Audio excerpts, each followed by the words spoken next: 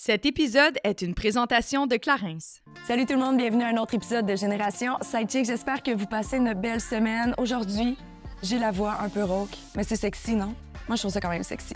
Et ça ne m'a pas empêché d'avoir une super belle discussion avec mon invitée d'aujourd'hui, qui est Christina Moschini, qui est l'autrice du livre et de la pièce, parce qu'elle est présentement au théâtre La Licorne également, S'aimer ben pacté. C'est une pièce que j'ai dévorée très rapidement. Elle m'a envoyé son livre et j'ai capoté. Non seulement c'est une écriture qui est autobiographique, donc très franche, mais on teinte un peu, parfois, je vais dire des termes vulgaires parce qu'il y a des sacres et tout ça, mais avec une douceur, une poésie, quelque chose qui est très enveloppant dans une histoire qui est quand même assez déroutante, soit celle de sa consommation, donc sa dépendance à l'alcool. Aujourd'hui, j'avais envie d'aborder le sujet parce que je trouve qu'on n'en parle pas assez. On va souvent dans des cas très drastiques par rapport à la consommation, mais à tous les jours, dans notre société d'aujourd'hui, on est influencé à consommer un petit peu plus. Et là, dans quelques semaines, il va y avoir le temps des fêtes. C'est toujours une période très critique pour les gens. On se fait pousser dans la consommation de toutes sortes, là, que ce soit l'alcool, la nourriture en quantité incroyable, que ce soit dans les dépenses financières. On dirait que tout est à outrance. Puis là, il serait temps qu'on s'arrête puis qu'on se responsabilise par rapport à nous, qu'est-ce qui nous convient. Donc aujourd'hui, on ouvre le sujet, on va parler de son histoire de fond en comble. Et pour agrémenter le tout, j'ai invité mon acolyte Léane Labrèche-Dard à joindre la discussion. Mais avant de tomber dans le vif du sujet, c'est le temps de la Minute Clarins. Et je vous le dis, le produit que je vous présente aujourd'hui est pas mal plus smooth que ma voix. C'est le Total Ice Smooth. Puis là, c'était même pas voulu. C'est vraiment ça. Je me rappelais plus que le nom du produit, c'était ça. Mais c'est le Total Ice Smooth, pour vrai. C'est un produit pour les yeux, ça le dit. Ça vient vraiment ajouter une légèreté, de la fermeté à un regard qui se veut parfois fatigué. C'est un produit qui a été conçu pour, disons, les femmes de 40 ans. Messieurs, si ça vous tente de l'utiliser, c'est aussi bon pour vous. C'est juste le parfum qui change, hein? C'est du marketing. Mais ceci étant dit, c'est une crème hydratante anti-rides pour le contour des yeux qui est vraiment bonne pour les premières ridules ainsi que les ridules qui se sont installées dès l'âge de 40 ans. Moi, personnellement, j'ai 36 et je l'utilise déjà. Ben oui, parce que l'effet, il est immédiat. Ça vient vraiment donner un éclat au regard, une brillance et une douceur. Ça facilite beaucoup l'application du maquillage et c'est disponible dans une pharmacie près de chez vous ou sur clarins.ca.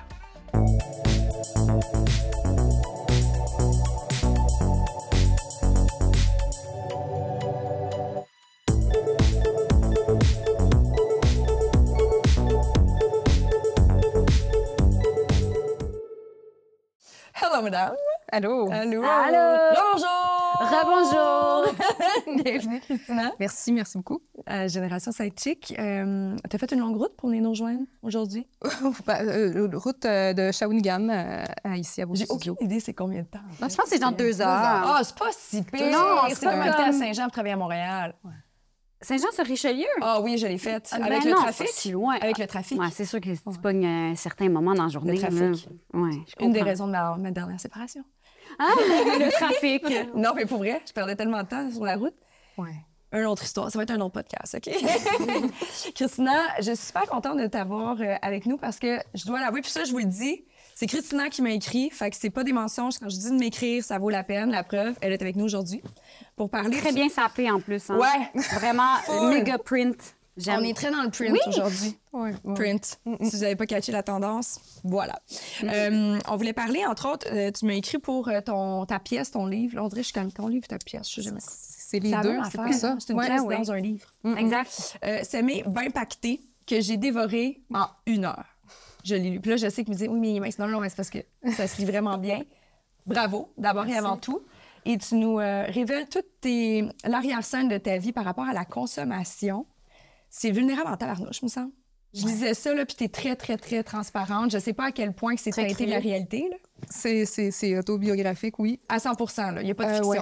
Non. OK. Ouais, non, c'est un défi peut-être d'écrire à partir de soi.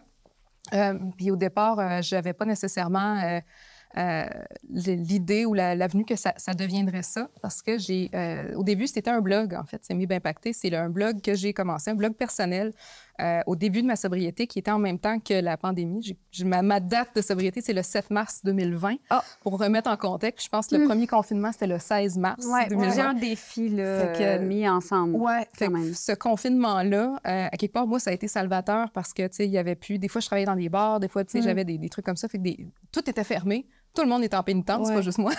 Fait que ça a été, pour moi, un moment de me ressourcer puis vraiment de débuter cette sobriété-là avec cette solitude qui m'a servi beaucoup. Et une fois que le sevrage a été passé de quelques jours, quelques semaines, rapidement, je me suis retrouvée avec une énergie nouvelle que j'avais pas quand j'étais perpétuellement lendemain de brosse. Ça a pris combien de temps à ton corps de se désintoxiquer? Bien, tu sais, c'est quelques semaines. C'est pas si pire, tu sais. Mais ça peut être différent d'une personne à l'autre, puis aussi du fait que j'étais comme isolée chez moi. Ça fait que je sais pas, comme quelqu'un qui... Quand tu as une vie normale en dehors, avec des activités puis tout, là, mais tu sais, c'est sûr que les premiers jours, les premières semaines, il y a rien de plus rough que ça. Fait que si vous êtes quelqu'un qui vient juste d'arrêter de boire, ça slack à un moment donné. Là. Je veux dire, ça devient plus facile, tu sais. Mais qu'est-ce qui m'a frappée, moi, c'est que je pensais que j'allais, en arrêtant de boire, parce que j'étais vraiment épuisée, je pensais comme, bon, au moins, je serais plus épuisée. Je vais perdre cette fatigue-là, mais je pensais pas que j'allais gagner de l'énergie, gagner des pouvoirs magiques, gagner de travailler full staff dans ma tête. Pour la première fois depuis je sais pas combien d'années, tu sais, que je fonctionnais à effectif réduit. Fait que, tout était plus long, ma tête, tu sais, mes réflexions, tout était rendu ardu de réfléchir et tout ça. Fait que quand je me suis retrouvée véritablement à jeun, j'avais beaucoup d'énergie, puis j'avais beaucoup envie de dire, puis d'exprimer ce que c'était cette nouvelle sobriété-là. Puis aussi, ça m'a permis rapidement de revisiter mes anciennes brosses puis mes mémoires de boisson, mais avec une nouvelle perspective de... Tu sais, j'avais plus le focus sur la bouteille, j'étais capable de revoir ce que j'avais vécu, mais avec beaucoup plus d'objectivité. Fait que je voulais transmettre ça par l'écriture parce que ça allait comme trop vite dans ma tête. Et j'avais pas nécessairement de visée avec ça. J'écrivais pour moi, mais rapidement... puis même ce blog-là, au début, c'était pas que sur la consommation d'alcool, mais c'est ça qui a attiré l'attention le plus rapidement. Le monde me revenait. C'est sûr, avec un titre, ça va impacter. Non, mais c'est surtout aussi quelque chose que je pense qui est vraiment plus répandu qu'on pense. Exact. Je pense que c'est quelque chose qui fait du bien quand il y a quelqu'un qui assume d'en parler avec autant d'honnêteté puis autant de transparence, parce que je pense que c'est comme un... C'est ça reste un peu tabou, les gens en parlent pas trop, les gens ont pas nécessairement l'impression qu'ils peuvent avoir un problème d'alcool. Fait que là, quand ils entendent des histoires qui font « Ah, merde », ça peut aussi être très... Moi, je pense que c'est vraiment un sujet qui rejoint plus de monde que ce qu'on pense. Mais oui, assurément. Puis il y en a plein qui sont pas nécessairement conscients d'avoir un problème. Puis tu sais, comme on en parlait avant de commencer l'enregistrement, mais tu sais, je faisais référence à une expérience que j'ai vécue la semaine dernière. Moi, je bois vraiment plus beaucoup parce que mon corps vieillit, gère vraiment mal les lendemains. Et j'ai besoin de mon team au complet en ce moment par rapport à ce que j'ai envie d'atteindre comme objectif. Et la semaine dernière, petite soirée tranquille, je m'en vais prendre un verre. Finalement, j'étais avec une amie, on se fait envoyer des verres par des amis aussi. Les verres sont là, je me sens mal de « Ah, je vais gaspiller ton argent, ça coûte tellement cher, l'inflation. » Et là, je commence à boire, j'ai pris une autre consommation, puis un autre, puis ça finit que je filais vraiment pas bien, là. Mais vraiment pas bien. Puis quand je suis revenue à la maison, tu sais, j'ai pas un problème, moi, ça m'empêche pas de travailler, je bois pas tout le temps, à la limite, c'est ça, je bois vraiment pas souvent. Mais j'ai quand même trouvé que j'avais un problème. De pas être capable de mettre mon terme puis de faire « Non, ça me tente pas. Non, ça me tente pas. » De pas être capable de pas me laisser enivrer par cette influence externe-là, je trouve que c'est quand même un problème. Bien, dès qu'on boit dépasser notre limite, puis qu'on boit, qu'il y a une perte de contrôle, que ce soit sur soi-même ou... on n'est pas obligé d'être toujours dans le cliché de la bajour sur la tête. Non, parce que moi, j'étais quand même en contrôle. Non, c'est ça. Ça peut prendre d'autres formes, là, tu sais. Oui, parce que je me trouvais... Tu sais, j'étais très en contrôle, là, je marchais très droite, et c'est pas ça le point, mais c'est plus le fait de... Je trouve que c'est un problème, peut-être pas de consommation, peut-être que c'est un problème d'amour-propre, là, on va pouvoir le décortiquer avec mon psy, mais je trouve que c'est un problème de ne pas être capable de dire non à l'influence. Puis ça, il y en a tout le temps. Il y en a dans nos émissions de télé de l'alcool.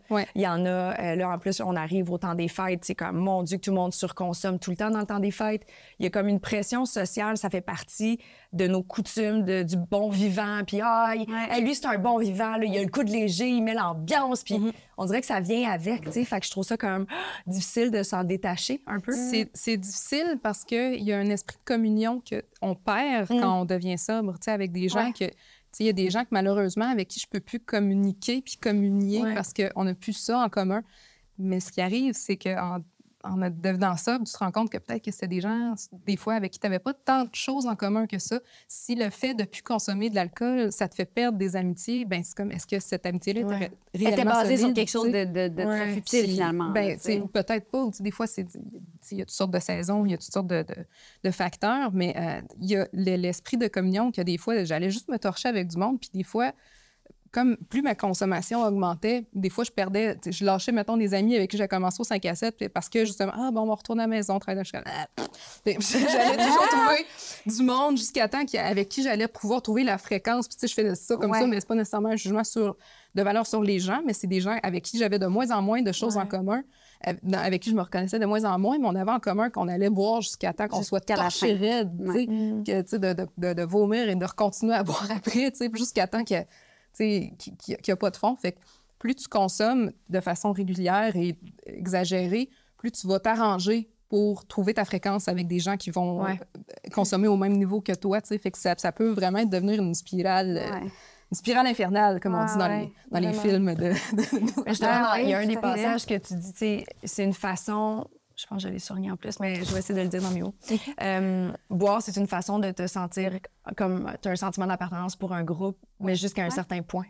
Puis quand tu as un certain point, tu fais la référence, tu te sentais seule parce que tu étais envahi par ton problème de consommation, ou c'est parce que tu te tenais avec des personnes qui te ressemblaient plus finalement? C'est probablement parce que je me tenais avec des gens avec qui j'avais plus nécessairement de choses en commun, puis je buvais juste pour commencer à me ressentir normale, tu sais. Des fois, on dit... je suis nerveuse, je vais prendre un verre avant de sortir parce que je suis pas bien, tu sais. Fait qu'on se met dans un mood où, tu sais, la première date, tu sais, mettons, charnel. Moi, je fais encore ça, hein. Genre, prendre un verre pour, mettons, dans des événements de job que je sais que je fais, bon, il faut que j'y aille parce que la présence est quand même un peu requise. C'est un peu non-dit. Ça me tente pas tant, puis c'est des gens que je connais de loin. Fait que là, je vais juste prendre un petit verre, ça va me dégêner un peu, puis je vais être capable de jaser puis d'avoir l'air de pas me sentir complètement extraterrestre dans cette gang-là, tu sais. Fait que moi, Puis souvent, j'essaie de discuter avec mon chum parce qu'il fait pareil, puis à chaque fois qu'on va dans des soirées qui peuvent un peu moins nous tenter, c'est pas à chaque fois, mais... Puis l'inverse, c'est pas vrai non plus que des fois, on peut avoir vraiment du fun avec de nos amis puis finir un petit peu croche parce que c'était de nos amis aussi, tu sais, mais... Souvent, mettons, ça fait « Ah, je rentrerai pas tard parce que ça me tente pas tant, puis tout. » Puis à chaque fois, je fais comme « Non, je pense qu'il va rentrer plus tard qu'il pense parce que c'est justement là où tu te... » Et là, je vais te dire quelque chose qui est comme vraiment... Mais tu sais, la fameuse expression « se starter à mitaine », là. Mais tu startes le social avec un verre. Ben, on dit que c'est un lubrifiant social. Hein, exact. C'est un lubrifiant social. Des fois, c'est des choses que ça passerait peut-être moins bien. Tu sais, si t'es agent, tu dis « Ah, OK, tu sais, puis tu te forces dans des contextes aussi, tu sais. Fait que ça peut... Je dis pas que c'est dangereux à chaque fois, mais ça... Non, mais ça révèle beaucoup de choses. Ça peut patiner aussi parce que tu dis « Hey, je ferais ça si j'étais à jeun, tu sais, ou des trucs comme ça. » Puis... Mais à un moment donné, je veux, tu sais, mettre de l'eau dans mon vin en disant ça, excusez-la. Mais tu sais que des fois, c'est rendu à un certain point. Si tu prends cette habitude-là, ça peut dégénérer. Ça veut pas dire que ça va être ça, mais ça peut dégénérer à un certain point parce que c'était plus juste dans des situations que j'étais mal à l'aise. J'allais boire même pour voir des amis que j'aime ou n'importe quelle autre situation. Rendu à un certain point, si j'avais à sortir de chez nous, j'allais boire. Si j'avais quelque chose, une place à aller à 4 heures de l'après-midi, bien, vous allez me recevoir saoul, tu sais. Peu importe si c'était un mardi, un lundi, il y avait... Fait que c'est là que ça prend de l'ampleur. Puis s'il y a comme de quoi de dépendant dans vous, bien, si on se laisse du lousse, ben, ça peut se développer vraiment vers là parce que rendu là, on est plus difficile à convaincre. C'est comme toutes les occasions sont bonnes. Ah, tu l'as vu, tu étais capable de prendre 2-3 verres de vin le midi. Oh, pourquoi pas 4? Pourquoi pas 5? Tu sais, puis c'est je buvais sur mon heure de midi dans ma jeune vingtaine en début de ma carrière. Je serais plus capable de faire ça. Quand je prends un verre, c'est parce que j'ai rien en après-midi. Là. Ah oui. Même jeune, je t'avouerais que même le mimosa du brunch, je le trouvais dur pour finir ma journée. Tu sais, je suis vraiment... Moi, c'est 16 heures. 16 heures, là, ça commence à être correct là, pour mon corps, mettons, de supporter, parce que il sait que le dodo s'en vient. Je suis vraiment très vieille. Mais non, c'est ça. C'est pas vieille, on a juste un rythme de vie différent. Non, mais tu sais, mettons, tu parles de ça, le verre de vin du midi, je dirais, en France, c'est comme... C'est même pas...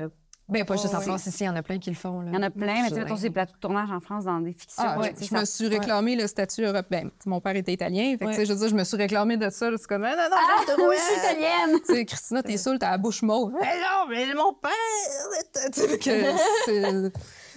Mais c'est vrai qu'à quelque part aussi, tu sais, c'est tellement...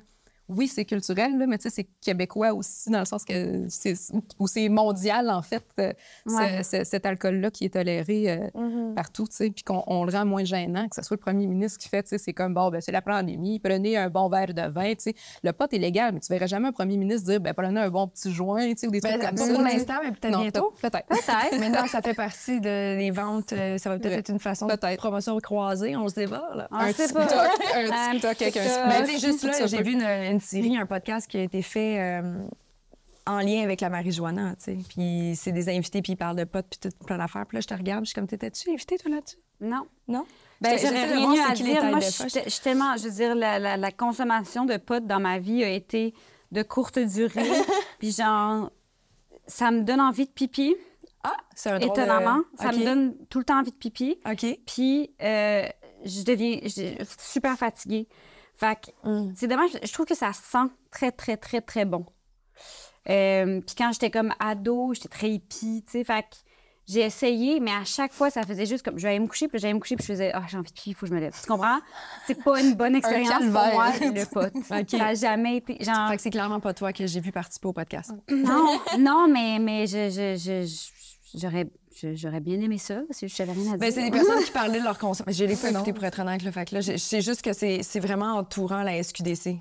Puis mais ce que je trouve bien, moi, de ça, c'est d'être capable de retirer le THC puis le CBD séparément. Ouais. Ça, je trouve ça bien. Je fais si ce genre d'entreprise-là, parce qu'elle est légale, peut offrir des produits qui sont diversifiés, qui amènent à certains bénéfices pour calmer des anxiétés, des stress, tout ça, mais qui sont pas bourrés de la drogue comme telle. Ça, je trouve ça intéressant. Ouais. Mais parce que des gouttes de CBD, t'as-tu déjà essayé? Moi, j'ai essayé des Push. OK. C'était des comme un Listerine de sentir bon de la bouche, mais c'était du CBD. J'ai essayé ça.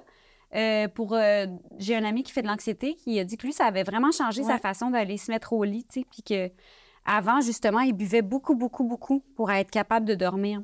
Puis que quand ils ont sorti les petits Push de CBD, ben il a acheté ça, puis ça l'aide vraiment à se calmer. Ça doit vraiment être plus récupérateur comme ça même aussi, mon Dieu. Ben oui, il se lève vraiment mieux le lendemain matin que s'il avait calé sa bouteille à lui tout seul, tu sais, de pré-dodo, là. C'est clair. C'était pas super. Les sommeils en étant sous, en s'endormant sous, on s'entend que c'est pas quelque chose qui nous manque une fois qu'on non, puis c'est tellement sucré, l'alcool. Moi, je me rappelle que mes grosses brosses que j'ai vécues dans ma vie, je me réveillais inévitablement vers 3h30 du matin, même si je m'étais couchée à minuit et demi, 1h, parce que trop de sucre. Ouais. Puis je pouvais pas me rendormir parce que j'avais de l'énergie, mais j'avais mal à la tête, j'étais déshydratée, mais j'avais de l'énergie, puis je pouvais pas dormir. Fait que tu récupères pas, tu sais, c'est très difficile. Pour ça, après, j'avais développé le truc de... Ben, c'est pas un truc. En fait, pour vrai, je l'aime, ce drink-là. Mais la vodka. Ouais. Comme ça, moi, j'avais pas le rush du sucre, puis j'étais capable de dormir en arrivant à la maison. Puis ça, c'est mon drink to go parce que justement, tu sais, t'as l'effet de l'alcool, mais en plus du sucre qui fait augmenter ton état. Pas comme si t'avais le lendemain. 17 rum and coke, mettons, ce que tu sais. Et là là. C'est un autre game. Un autre game. Exact. Tu disais, Christina, que tu t'es ramassée à te tenir avec des gens, notamment, par exemple, je sais que tu as commencé à être amie avec des itinérants, des personnes qui étaient comme dans un autre genre d'état que toi. Est-ce que là, ça fait en sorte que ça l'a divisé aussi tes amitiés autres qui étaient comment ils ont rendu où elles? Est-ce que ça l'a divisé? Comment je pourrais dire ça? C'est que ça arrivait, c'est des concours. Quand j'en parle dans le livre, c'est un concours de circonstances aussi où j'étais saoule dans les rues, puis que je buvais, je déboulais de bar en bar jusqu'au Lascaux. Des fois, je buvais. Il n'y avait pas de fin à ça. Mais quand je parle de ça, c'est comme une espèce de déboulade où peu importe où ce que tu as commencé ta soirée, peu importe où tu as commencé, le monde autour de toi vont trouver que tu bois comme un trou. Puis c'est arrivé peut-être une fois à une occasion, à un moment donné, que je frenchais avec un gars, puis mes amis m'ont comme tassé. On se dit non, Chris n'a pas lui. C'est un bum, tu sais, apparemment, puis il avait l'air sec, fraîchement sorti de prison, je pense, en tout cas. Mais c'est arrivé juste une fois, tu sais, puis il était peut-être pas sorti fraîchement. Tu sais, à quelque part, je sais pas comme si on avait pris la peine de vraiment se connaître, mais c'est pour dire à quel point, des fois, tu sais, on devient avec le French plus facile, tu sais, des fois, parce que c'est un soir de fête comme ça. Mais il y a certaines occasions où je me suis rendu compte que je buvais trop, tu sais, énormément. Ben, je le savais. Moi, d'être alcoolique, c'était pas un secret, puis je m'en gardais pas. Puis c'était pas comme quelque chose que je trouvais qui était une insulte. J'étais comme, c'est la réalité. Une fois, je faisais, par un concours de circonstances, j'étais figurante dans un clip de rap de Booba qui était de passage à Québec. Non, ça n'a pas rapport. On s'est fait ramasser sa rue, là, tu sais. Puis c'était ma fête ce soir-là. Moi, je suis en juillet, je suis le cancer. Fait que c'est un festival d'été. Puis j'étais pompette avec ma cousine. Puis je savais vu que je faisais des chroniques pour la radio, je savais que Booba était en spectacle. Fait quand hey, les filles, voulez-vous dans un clip de Booba? J'ai fait ma cousine, regarde, ça a l'air, tu sais. J'ai dit, oui, non, ça rapporte. Fait qu'on s'en va là, puis il y avait de l'alcool à profusion partout. J'avais une flûte de rum and coke, justement, puis une flûte de Une flûte de rum and coke. Oui, ben, c'est parce qu'il n'y avait pas de verre normal. Fait que, tu sais, j'avais comme les coupes de même, j'avais deux à la fois. Déjà, j'étais arrivée saoule, puis j'en avais rien à faire. On avait juste à faire, yeah! Tu sais, on nous voit comme une seconde et quart. Bref, alcool gratuit, j'étais au of course que je vais être là s'il y a de la boisson, tu sais. Puis je m'étais fait dire par l'équipe, l'entourage du rappeur que, hey, tu bois beaucoup, hein, tu sais. Puis comme sincèrement inquiet, j'étais comme sacrément, puis tu sais, c'est comme, tu sais, des monstres de la fête, puis tu sais, de la nightlife, puis tout ça, tu sais. J'étais comme, puis c'est toi que j'exagère, tu sais, de me faire dire ça, tu sais, par du monde, tu sais. Quand je me faisais dire ça par du monde de plus de fêtes ou t'avais plus c'est là que t'avais un... Si eux trouvent que je bois beaucoup, à un moment donné, c'est comme, qu'est-ce qui se passe, tu sais. Je trouvais ça juste cocasse. Il y a deux choses, on dirait, qui me titillent beaucoup. Tu sais, tantôt, justement, tu disais l'exemple, Léane, tu sais, toi, avant, pour te dégêner d'une situation, tu vas prendre un petit verre. Ça a des effets, justement, un peu plus calmants, ça détend. Mais il y a aussi tout l'aspect de dating aux relations sexuelles. Est-ce que vous avez déjà eu un first night sexuel à jeun? Avec un partenaire? Oui. Mais depuis que je suis sobre. Depuis que t'es sobre, oui. À vous, hein? Nope. Non. Ben en fait... Ça ne veut dire que t'es seule, mais juste prendre un petit verre. Il y a un gars qui est devenu mon chum par la suite que je pense qu'on s'est vraiment comme courtisé avant de se rendre jusqu'à la couchette, puis que lui, c'était vraiment très important. Mais tu sais, je sais même pas, peut-être qu'on avait pris une bière, tu sais. Mais je me souviens que la première fois qu'on a décidé de faire l'amour ensemble, on n'était pas du tout vraiment pas sous l'influence, en tout cas, d'une... Je devais être dans mon point 08, là. mais sincèrement, sinon, tous les autres, je pense vraiment que il y a eu beaucoup, beaucoup de plus de relations sexuelles sous l'influence de l'alcool, pour plein de raisons. Je veux dire, on parle de se déjeuner dans un événement social, se déjeuner au niveau... Nudité. Nudité, inhibition de comment... Tu sais, puis... Mettons, moi, dans ma jeune vingtaine, je peux pas dire que j'étais particulièrement ma plus grande fan, là, de ce que j'avais de l'air, de tout ça, tu sais. Fait que pas s'aimer tant que ça fait en sorte que tu prends ce bouclier-là, qui est l'alcool, tu fais comme... Moi, je suis pas capable de m'aimer. Fait que je vois pas pourquoi lui serait capable de m'aimer. Fait qu'on va faire... Tu sais, on va se donner du petit, tu sais. Je pense que c'est plus symptomatique de ça. Je trouve ça très... Mais puis je l'ai fait, là, moi, avec... Je l'ai posé la question, mais c'est parce que je fais partie de la même réflexion. Puis t'en fais référence aussi dans ton livre, Christina, mais j'étais comme, mon Dieu, c'est vrai qu'on a... Dès qu'on a envie d'avoir un peu d'aisance avec notre sexualité, on dirait que la référence sociétale, c'est genre, mais prends un petit verre ou deux, là, ça va passer. Ou le nombre de fois que mes chums m'ont dit, ben tu veux pas aller en date, mais prends un verre ou deux avant, là. Tu vas avoir du fun rendu sur ta date. J'aimerais ça avoir du fun avec lui à jeun aussi, tu sais. J'aimerais ça être capable de ne pas être intimidée par la situation ou de m'apprécier assez physiquement pour ne pas avoir à me saouler pour oublier que j'ai peut-être mangé un petit peu trop de pizza dans le mois dernier. Tu sais, tu comprends? Des fois, j'allais engourdir ça parce que j'étais un peu comme toi aussi, là. Tu sais, moi, j'ai tout le temps... je me sens over-questionner sur mon apparence. Je pense qu'il y a beaucoup de facteurs aussi, justement, parce qu'on se sentirait poussé dans des climats sexuels, tu sais. Quand, mettons, il y a 20 ans, on disait que les jeunes, on faisait partie de la génération hyper sexualisée, tu sais, mais on disait pas qu'on était de la génération hyper sexuelle. On était hyper sexualisés, donc poussés dans une espèce de climat où il y a des conversations qui existent aujourd'hui. Je suis optimiste un peu là-dessus en disant qu'il y a des conversations qui existent autour du consentement, des trucs comme ça, qui sont beaucoup plus clairs, qui étaient v'là juste 20 ans. T'sais. Ah oui, ben v'là juste 10 ans, 5 ans, tu fait que c'est déjà encourageant pour ça, tu sais. Puis quand il y a des climats d'alcool ou tout ça, tu sais, c'est que tu te dis comme, ah, ben là, j'ai commencé, je peux-tu revenir sur mes pas, je peux-tu backtracker, finalement, je suis pas si cochonne que ça, qu'est-ce qui se passe, tu sais. Fait que, tu sais, il y a beaucoup de situations, puis là, je veux pas dire que c'est la faute de l'alcool, absolument pas, tu sais, mais il y a une vigilance, tu sais, qu'on peut perdre, puis aussi de pas s'écouter, de dire comme, ah non, mais je l'aime vraiment, ce gars-là, si je vais pas all the way, tu sais, il va pas vraiment, tu sais. Fait que, tu sais, d'essayer de s'accrocher. nous-mêmes aussi en le prenant ce verre-là, tu sais, pour aller à la date ou pour aller tu sais, d'avoir un peu plus de, tu sais, comme, mettons, d'aisance corporelle, de dire, c'est comme, ah, tu sais, je suis habituée toujours de, je me tiens comme ça, je me rentre là avant, tu sais, puis tu sais, c'est comme quand il y a ça, prenez-en, il y en a pour tout le monde, tu sais. Fait que, tu sais, il y a quelque chose de beaucoup plus libéré, mais libéré à quel prix, tu sais. Ça devient différent une fois qu'on est sobre, mais c'est... Oui, puis c'est une image aussi, quand même. Il fut un certain temps, parce que là, comme tu dis, je pense que ça change. Je pense qu'il y a quand même une différence de, mettons, ma vingtaine à ma trentaine. Je vois une différence dans les comportements, puis dans ce qui est mis de l'avant comme étant fun ou drôle. Ou tout ça. Puis je fais, mettons, il y a quand même plusieurs comportements dans ma vingtaine qui, peut-être que c'est moi qui avais une mauvaise lecture des situations, mais qui étaient quand même très encouragés et célébrés quand une fille était capable, justement, de boire beaucoup en un soir, puis avoir une sexualité super libérée, entre guillemets. Mais dans ma tête, c'est pas libéré tant que c'est pas internalisé comme libération puis comme réel sentiment de liberté. Mais c'était cool. C'était cool d'être la fille qui était capable de talonner les gars au niveau des bières puis des shots puis de regarder le match de hockey puis en plus le soir d'être capable d'en ramener un à la maison. Il y avait quelque chose de très célébré là-dedans. Encore là, je dis peut-être que c'est moi qui avais une mauvaise lecture de la situation, peut-être aussi que c'est le cercle social élargi dans lequel j'évoluais, mais je pense quand même que dans les années de 2005 à 2015, là, je pense qu'il y avait beaucoup ça. Je pense que c'était comme une façon aussi pour les femmes de reprendre un peu le contrôle, mais complètement erroné, là. Mais je pense que c'était comme un faux...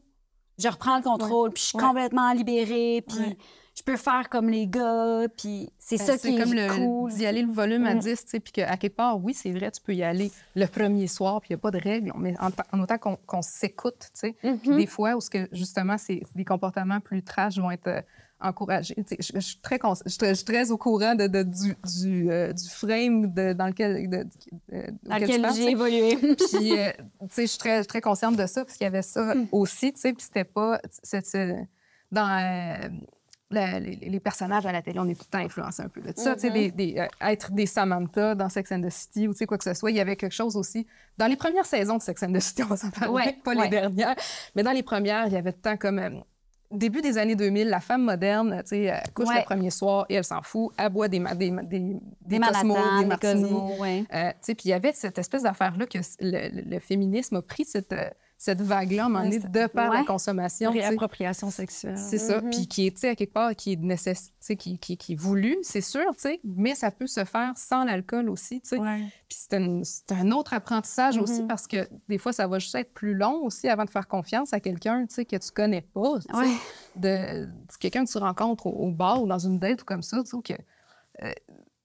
sais, que... des fois, tu te crées cette illusionnaire. Oui, je suis complètement confortable avec ça, mais tu sais, 8 verres plus tard, tu sais, il y a une différence entre notre jugement aussi puis nos valeurs, tu sais, puis se respecter soi aussi, tu sais, puis tout ça fait, il n'y a pas de jugement ici, mais tu sais, si je compare, c'est que ça va tellement vite en buvant que c'est difficile de garder le cap de cette espèce de danse. Avec du recul, là, moi, je peux clairement affirmer qu'il y a beaucoup d'aventures que j'aurais pas eues.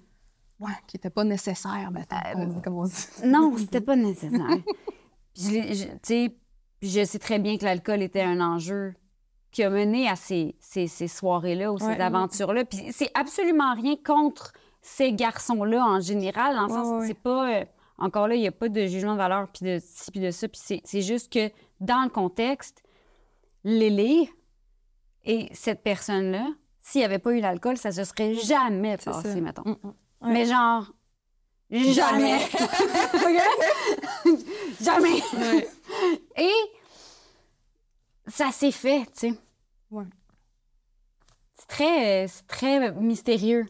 Mais il y a quelque chose qui se déclenche. Mais je sais pas si c'est par l'habitude, étant plus jeune.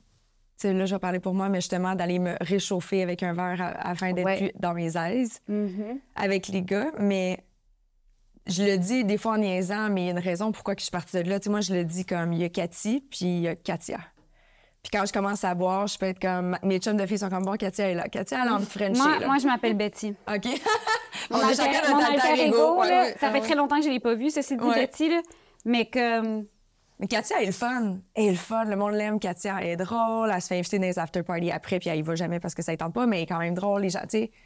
Mais elle French vite, puis elle aime ça, Frencher, là. Puis mais il y a une partie de moi qui, aujourd'hui, je suis comme, surtout là, que de plus en plus, il y a des gens qui me reconnaissent. Je suis comme, faut pas que tu te fasses sortir trop souvent. Là, elle vient pas souvent me visiter, Katia, parce que j'ai plus le plaisir comme avant de boire. J'aime plus les lendemains, là, en fait. Là. J'ai encore ce côté social de j'aime le vin, mais j'aime pas ce qui vient avec après, fait que je me calme moi-même. Mais n'empêche que je trouve ça fascinant que cet alter ego-là, cette sexualité qui m'habite, vient avec l'alcool. Ouais. Je trouve ça comme... Ça me gosse de voir que j'ai besoin de ça. C'est sûr qu'elle existe sans. C'est sûr qu'elle existe garantis sans. que ça existe sans. Ouais. Mais ça prend, ça prend de la patience pour la retrouver. Là, parce que mes premiers élans, en étant sobre, c'était pas un succès. Là, les premières fois, là, c'était comme...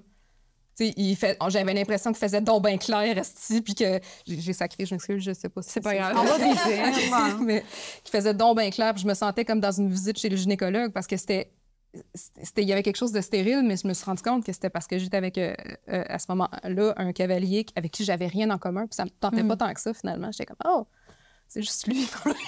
Pas lui en tant que tel, mais changer le match de chimie, tu sais. Puis après ça, j'ai retrouvé d'anciennes personnes avec qui j'avais déjà été dans le passé. Puis il m'a dit comme, OK, il y a vraiment un changement. Tu sais, c'est plus le fun après, parce que des fois, tu sais, ben, la tête qui sort du matelas, tu sais, de fêter avec une personne qui est à 3 shooters d'un coma éthylique, ben c'est peut-être pas la meilleure, tu sais, la meilleure expérience en vie. On se présente peut-être pas sur notre meilleur jour. Dans notre tête, on fait du rodéo, puis on a les cheveux qui volent au vent, mais dans le réel, c'est peut-être moins élégant. Mais oui, c'est pas un concours d'élégance. Mais c'est ça. Mais c'est vrai, mais on peut retrouver cette sauvageonne qui sommeille en dedans de nous en étant à jeun, mais il faut s'écouter. Mais moi, je le dis en relation. Tu sais, quand je suis impliquée intimement avec quelqu'un, je te parle vraiment avec... Tu sais, des fois, tu as envie de t'amuser ou juste ça, ben, tu sais, ça prend la consommation d'alcool pour que j'aille chercher ça, alors que mon French, il serait aussi bon à jeun. Là. Fait que c'est juste ça qui... Mais c'est de la confiance, en fait, que ça nous donne, parce que c'est autant... Oui, de la fausse confiance. Autant la confiance que le French va être autre, mais d'aller vers. C'est d'être capable d'aborder quelqu'un, tu sais, c'est comme... C'est là où je trouve que c'est là que ça prend les efforts aussi, c'est de faire comme... Je vais aller le voir. Au pire, il me dira non. Au pire, genre, je vais un peu voir, tâter l'intérêt, un peu cruiser, envoyer des petites lignes qui peuvent être comme... dire que je suis ouverte à ça. Puis au pire, la porte sera fermée, puis il dira non, puis il va me faire comprendre élégamment que c'est pas... Mais tu sais, la peur du refus, tout ça, quand tu vas chercher le courage liquide d'un verre de vin ou d'une bière, t'arrives, puis c'est comme si... Il y a un peu plus de je m'en foutisme. Ouais, c'est comme si t'arrivais comme certaine qui n'allait pas te dire non, puis si jamais tu te fais dire non, tu fais « Ah, m'en fous! » T'en vas.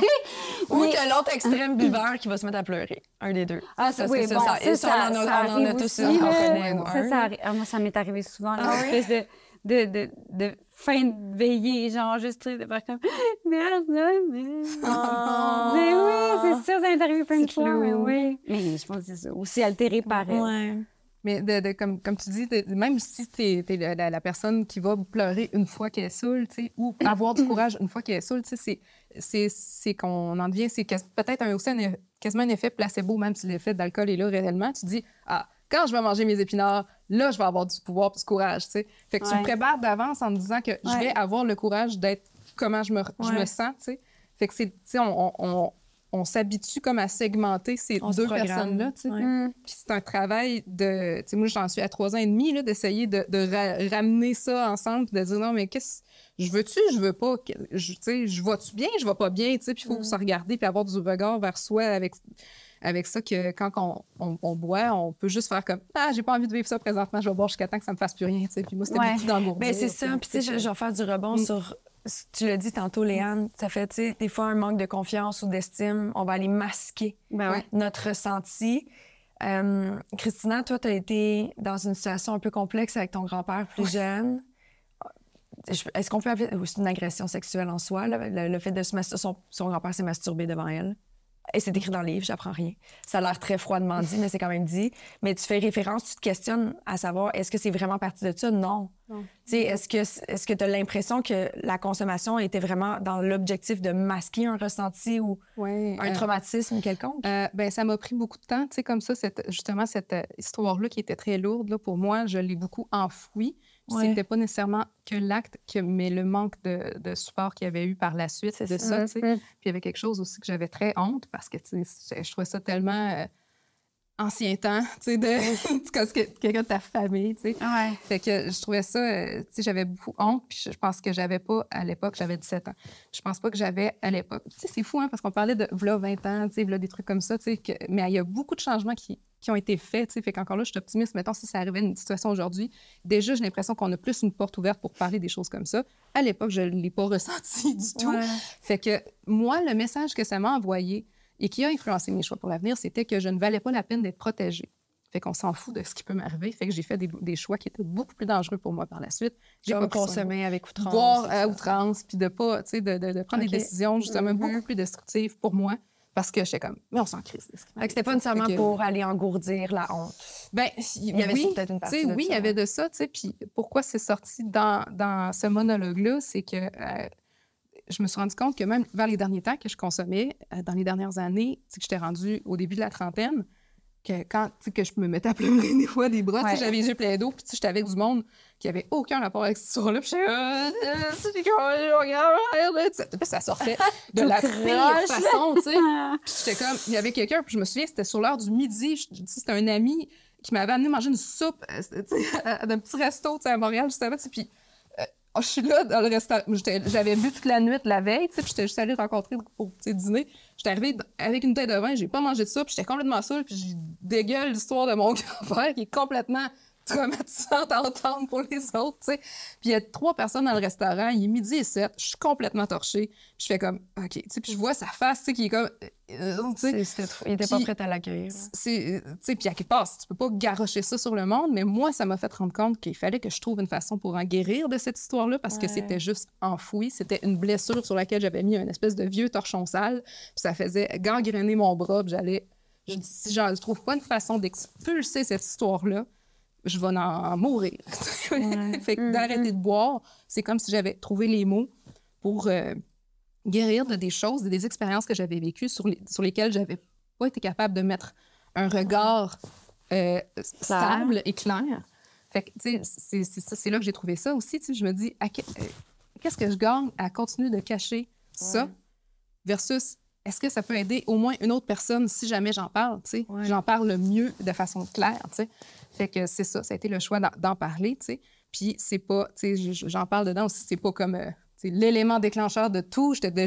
J'avais 17 ans, je buvais déjà, j'avais déjà, tu sais, une vie, mais c'est sûr que quand, tu sais, il y a des choses comme ça, des fois, qui arrivent dans notre parcours, puis le reçu, la façon que c'est reçu, puis le support qu'on a ou qu'on n'a pas après des expériences qui sont graves, ça va influencer les choix qu'on va faire. Moi, ça a été vraiment d'aller de boire à outrance. Mais on en connaît tous, puis tu sais, comme toi, c'est peut-être un niveau de consommation, mais tu sais, moi, j'ai mis terme à certaines amitiés, relations, parce que les personnes, justement, faisaient juste masquer et engourdir leurs blessures.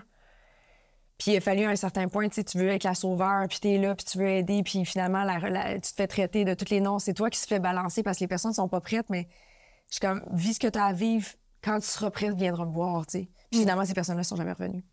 Parce qu'ils sont peut-être encore là-dedans aujourd'hui, ou je ne sais plus. Là, je parle de ça, j'en ai 2, là, j'en ai pas 15 000. Moi, j'ai une amie qui est tombée fort, là. Ouais. Fort, fort, fort. Puis justement, au départ, on était toutes dans la jeune vingtaine. On avait tous les mêmes réflexes. Là. On évoluait dans le même cercle social. On avait les mêmes amis. On avait les mêmes soirées, là. Tu sais?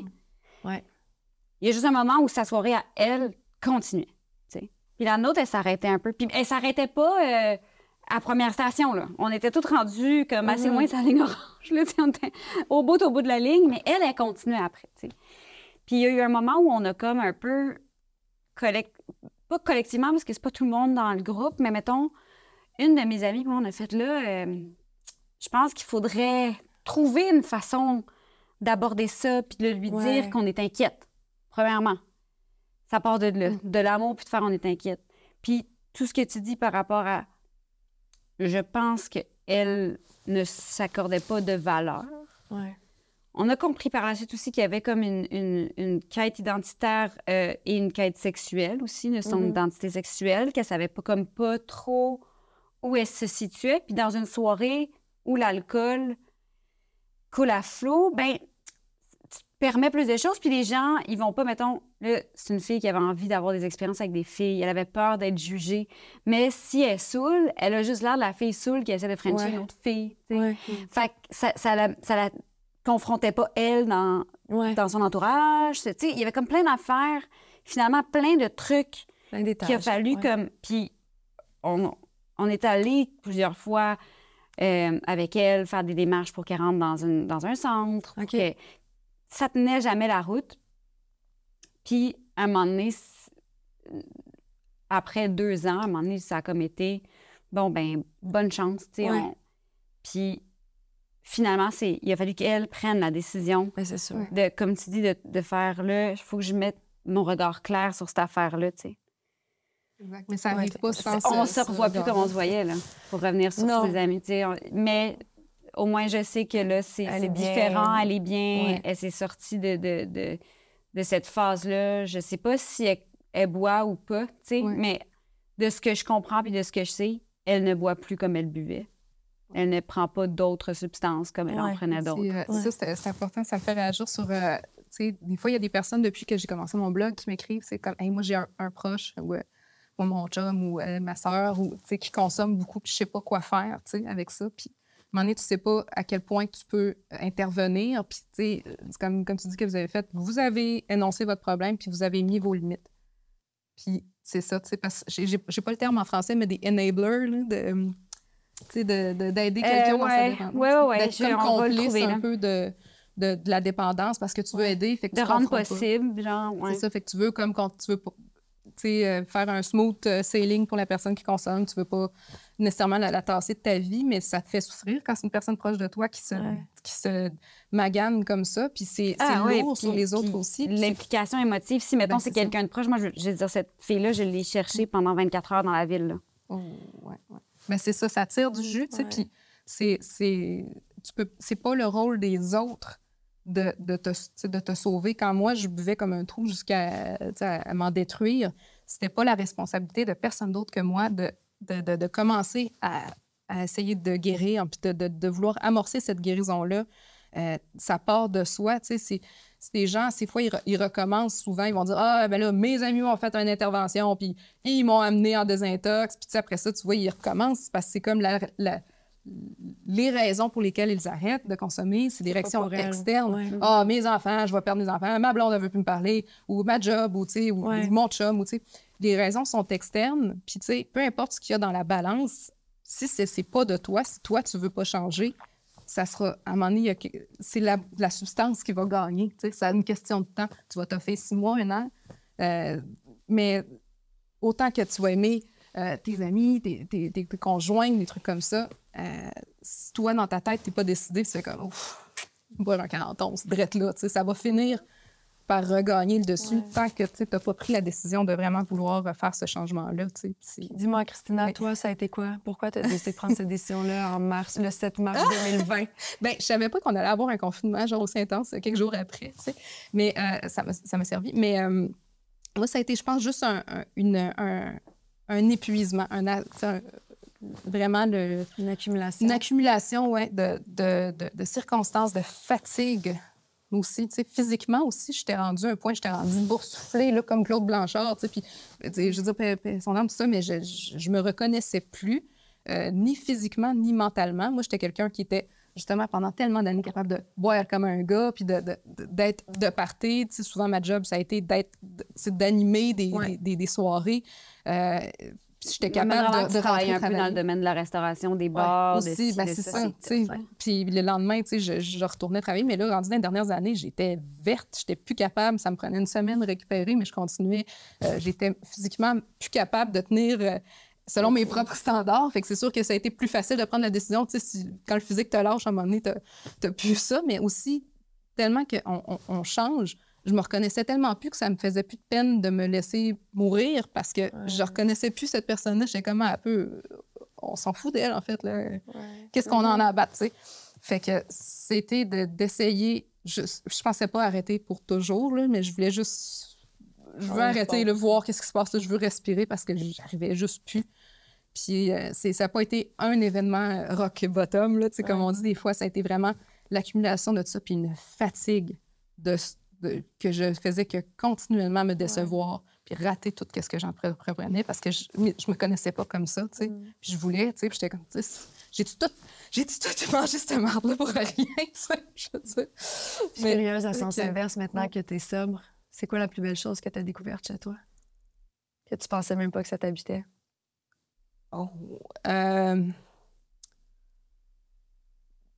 Je dirais, tu sais, on serait tenté de dire la résilience, ça permet toutes les épreuves, c'est un peu cliché, mais je dirais peut-être la constance de poursuivre des projets, tu sais, que j'étais bonne pour souvent amorcer, tu sais. J'ai des signes cardinaux dans ma carte du ciel, beaucoup, fait qu'on est des gens qui sont beaucoup là pour starter des choses. J'avais beaucoup de souffle en début, souvent des projets ou des initiatives qui venaient de moi, mais souvent je perdais l'intérêt, l'énergie. Par la suite de ça, fait que la sobriété m'a prouvé que ça va pas mal plus facilement une fois qu'on est à jeun et qu'on se détruit pas tous les soirs. Là. La vie est beaucoup plus facile. Même quand la vie est difficile, quand tu te saoules pas tous les soirs, c'est plus facile. Au moins, le sol est stable sous tes pieds. Tu as beau avoir le vent qui te vient de toutes les directions possibles. Au moins, tu peux te faire confiance à toi. T'sais. Je sais qu'à 4 heures aujourd'hui, cet après-midi, je ne serai pas les yeux croches, complètement saoule. Je peux me faire confiance. Les gens peuvent me faire confiance. Je suis beaucoup plus fiable aussi.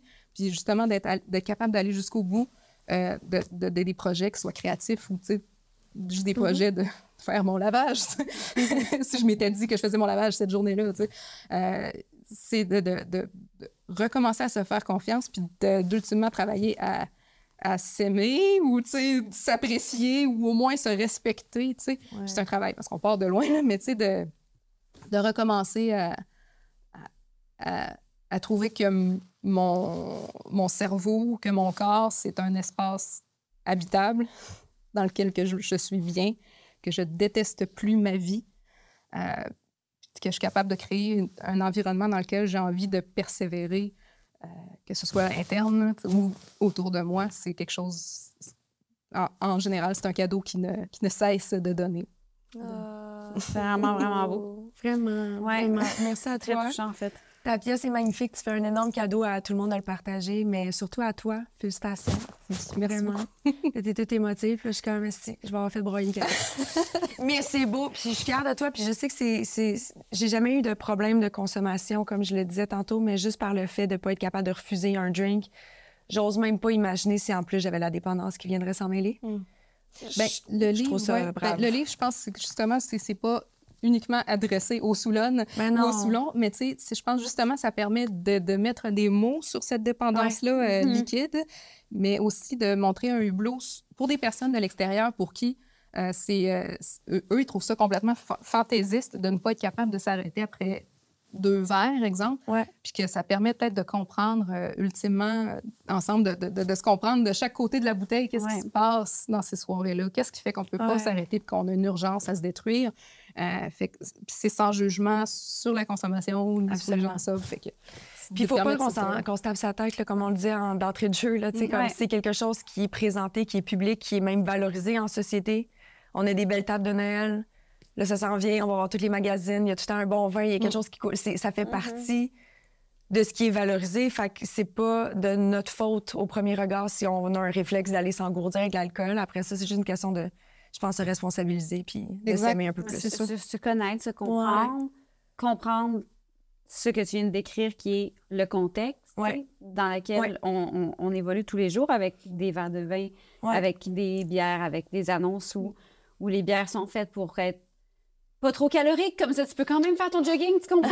C'est pas grave. C'est comme, on est vraiment dans un monde de 24 qui prend le Wi-Fi, ou tu sais, c'est pas inventer n'importe quoi. On peut tout faire. Fait que, tu sais, c'est ça. Je pense que de comprendre ça puis de connaître ça va nous aider à nous comprendre dans nos réflexes puis nous connaître nous. Puis moi, je trouve ça fabuleux que t'aies osé en parler de cette façon-là. Puis je pense que c'est très, très nécessaire d'avoir des gens qui sont capables de lever le voile là-dessus. On parle beaucoup, tu sais, sur la 4e, je parle de sujets. On parle un livre sur un sujet tabou, que j'ai pas eu peur de ça. Tu sais, une partie de moi qui était terrifiée quand même d'écrire ce livre-là. C'est sûr. Mais que je trouve, et je conteste pas la présence de l'alcool en société, mais si on veut la montrer tant que ça, il faut montrer l'autre côté de la réalité qui est justement cette dépendance-là, le côté un peu plus laid, qui est plus tabou, qui est plus caché. Tu sais, si on montre ces deux faces-là, justement, c'est là que la discussion peut vraiment prendre son essor. Et que les choix peuvent être éclairés. Exact. Et ça se passe plus à cachette. Tu sais, qu'il n'y ait plus une ligne d'attente devant le frigo des vins blancs à SQ le vendredi, tu sais, de madame qui ont le shake, là, tu sais. Ça, tu sais, puis c'est que ce soit dit en plein jour, en pleine lumière, que oui, avec un langage un peu cru par moment, mais ça fait partie de cette réalité-là. Puis si ça peut dégêner les gens d'en parler, moi, je trouverais que ça serait une mission accomplie pour ça. Bravo à toi. Bravo à toi. En fait, c'est déjà bien accompli. Non seulement ton livre est disponible un peu partout dès maintenant, mais la pièce est à la Licorne jusqu'au... Là, je me rappelle plus la date. Jusqu'au 23 novembre. 23 novembre. Fait que vous pouvez la voir. Puis après ça, elle va être présentée au printemps ou en hiver. Oui, à Québec, du 4 au 15 mars. Merci. À l'aborder. Moi, puis mes dates. Non, mais écoute, moi, ils sont tous dans mon Instagram pour ne pas les oublier, tu sais, mais aussi, il va y avoir quelques autres dates entre cet hiver et le printemps. Il va y en avoir quelques-unes d'autres dates en province à surveiller. Sur la route. Avec Ariel Charret, interprété par Ariel Charret dans une mise en scène de Pascal Renaud-Hébert. C'est la Cadillac des femmes. Il faut voir ça. J'essaie de le dire objectivement parce que bon, c'est mon texte, mais il y a quelque chose avec ce spectacle-là qui va certainement faire bouger quelque chose en dedans des gens. Certainement que oui. Ben, je l'ai lu puis ça a fait bouger plein d'émotions. Je l'ai highlighté. Tu vas voir. J'ai dû highlight un jour. Un gros merci pour ton passage, ton ouverture et ta vulnérabilité avec nous. Vraiment, là, ça fait du bien d'avoir des gens qui sont vrais. Merci à vous. Qui n'ont pas de filtre. Ton sang sacré, c'est beau, est-ce lire des sacs québécois dans du théâtre de même. Moi, j'adore imprimé sur une page, dans un livre. J'adore notre culture. Merci. Un gros merci. Merci, Lily, merci, pour ton passage. Merci, c'est super comme discussion. Vraiment. Puis nous, on se retrouve la semaine prochaine. Ciao!